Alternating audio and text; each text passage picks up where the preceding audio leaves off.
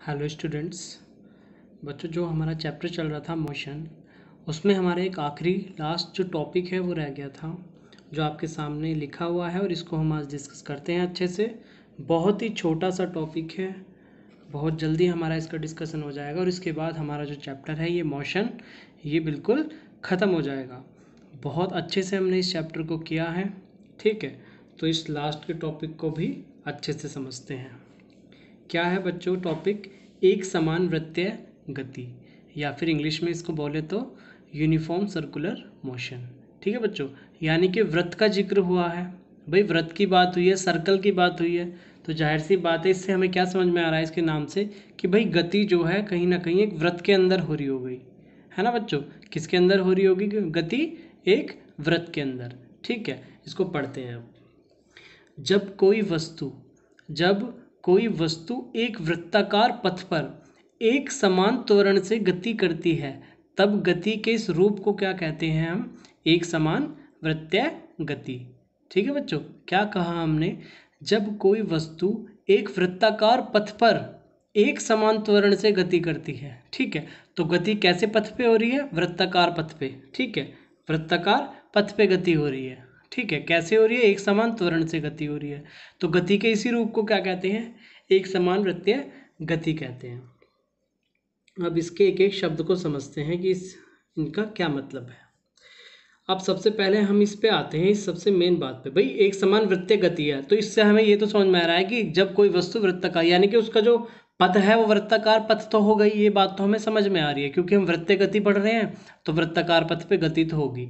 अब इस एक समान त्वरण से गति करने का क्या मतलब है? मेन चीज़ ये है, इसको समझते हैं। तो एक समान त्वरण से गति करती है, इस चीज़ का मतलब ये है, पहले तो आपको यही पता होना चाहिए कि बेसिकली त्वरण क्या होता है, एक्सेलरेशन क्या होता है। हमने आपको बताया है त्वरण के बारे में।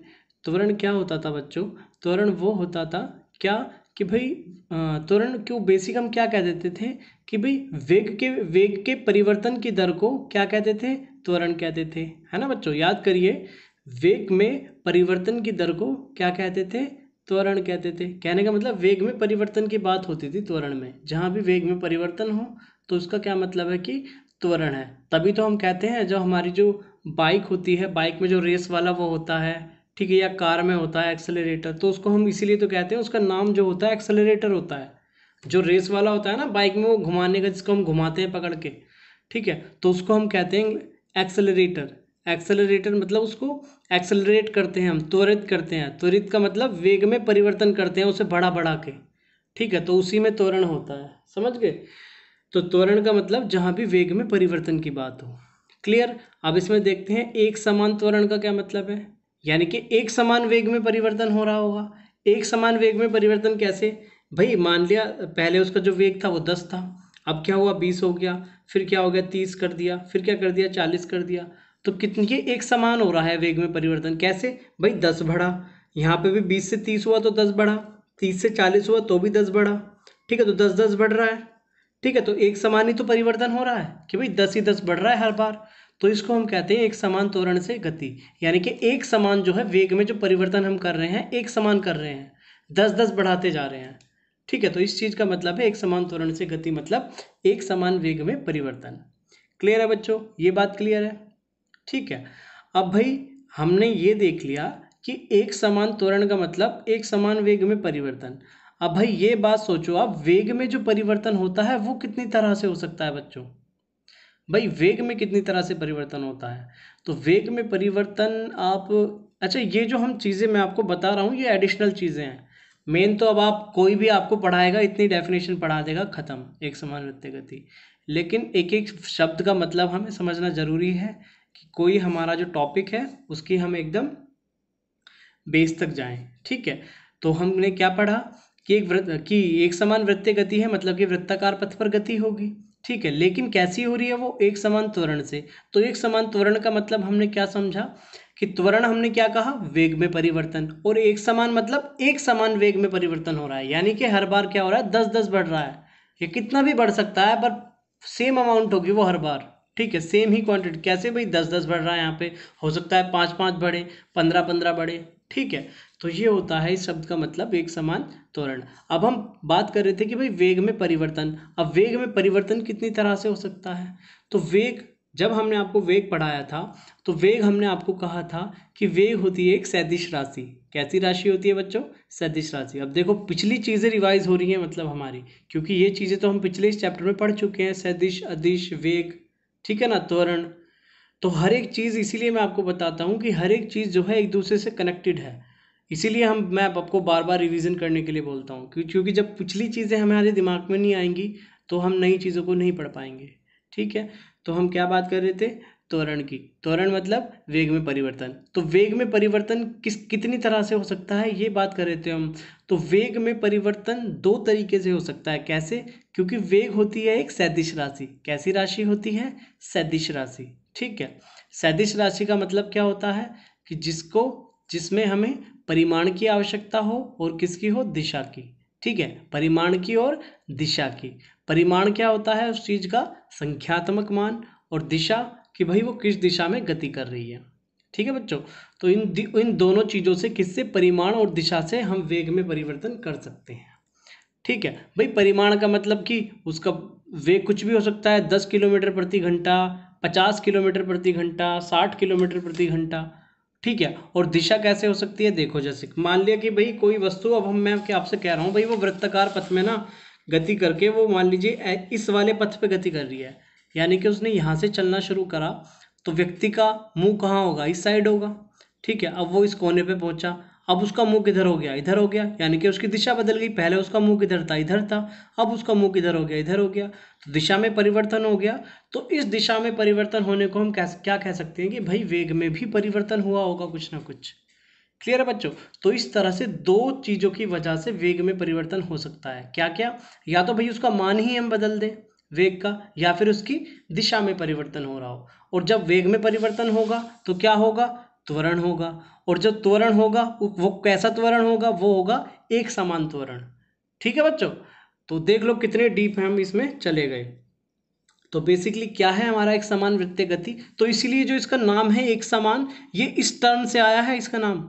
ठीक है, वरना वृत्तीय गति क्या कह सकते थे हम? अगर हम केवल वृत्तीय गति होता तो हम क्या कह देते? हम ये कह देते कि भाई जब कोई वस्तु एक वृत्ताकार पथ पे गति करती है तो वो वृत्तीय गति कहलाती है। लेकिन क्योंकि इसका नाम हो गया एक समान वृत्तीय गति, इसलिए हमें ये टर्म ऐड करने की जरूरत पड़ी। क्या हमने कहा कि भाई जब कोई वस्तु एक वृत्ताकार पथ पर एक समान त्वरण से गति करती है तो हम उसे कहते हैं एक समान वृत्तीय गति।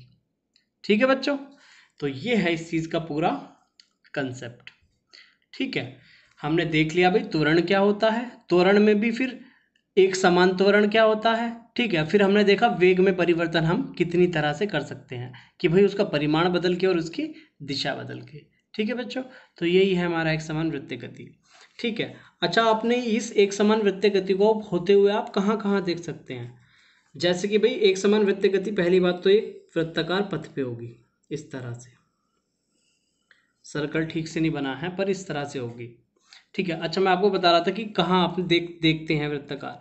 भाई आप मान लो आपने एक धागा लिया, ठीक है, एक धागे के एक हिस्से को तो आपने अपनी उंगली से बांध लिया और दूसरे हिस्से पे आपने कोई भारी चीज़ बांध ली।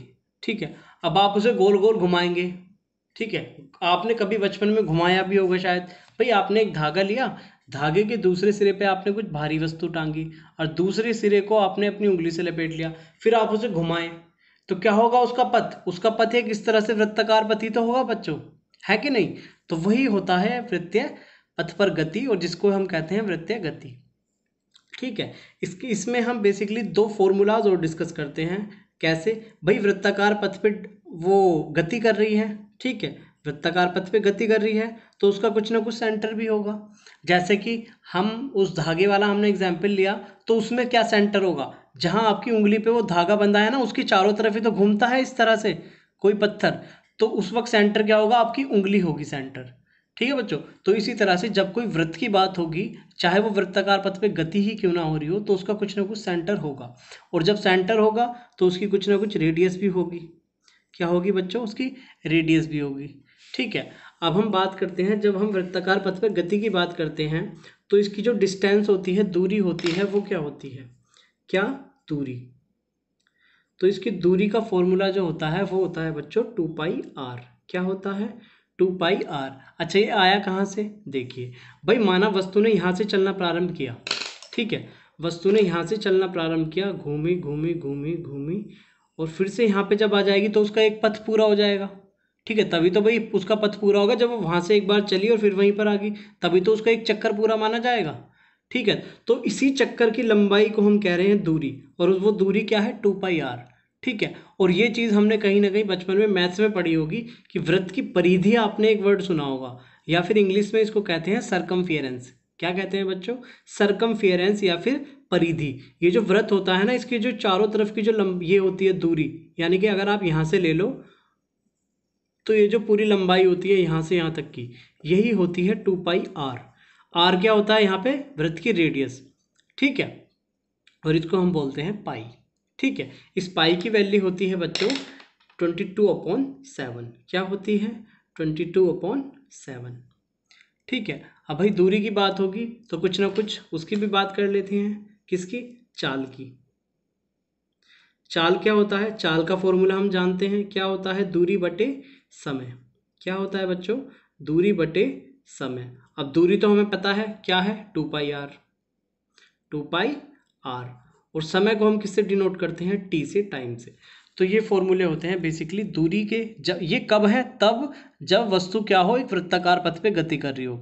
जब वस्तु वृत्ताकार पथ पे गति करती है तो दूरी का फॉर्मूला है 2πr, और चाल का फॉर्मूला है 2πr/t, जहाँ 2πr है दूरी और t है टाइम, और पाई की वैल्यू क्या होती है? 22/7। ये 2πr आता कहाँ से है वो भी हमने आपको बता दिया, क्या कि ये वृत्त की परिधि होती है, कि भाई पूरी जो वृत्त के चारों तरफ है इसकी लंबाई होती है ये 2πr, जहाँ r क्या होता है? रेडियस होती है किसकी? सर्किल की, वृत्त की, और पाई होता है क्या है वो? 22/7, जिसकी वैल्यू होती है, ठीक है बच्चों। तो यही है हमारा बेसिक कंसेप्ट एक समान वृत्तीय गति का, ठीक है।